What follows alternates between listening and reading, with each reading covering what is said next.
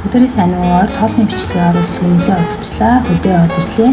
Цаашдаа халуун өвчлүүдийг идэвхтэй оруулаад явах болно. Өнөөдрийн бичлэгээр документ туурах хийсэн.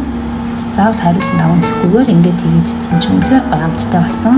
Мах нь бол маш гоё зөөлхөн болт юм байна лээ. Тэгэхээр бүх ногоонуудаа листэн дээрээ хольж хийгээд дурын амтлагчаараа амтлаад зэрэг ургамлын тос ус хийн.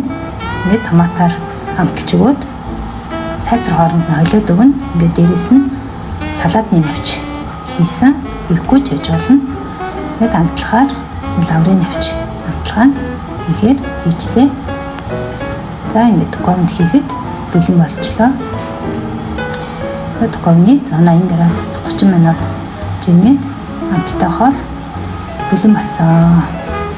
Ингээд хадгалаад ширлээд хоолоо туршаад үзээрэй. Үнэхээр гомдтой болт юм байлээ шүү. Бичлэгийг маань үзсэнд баярлалаа. Сайхан олоорой.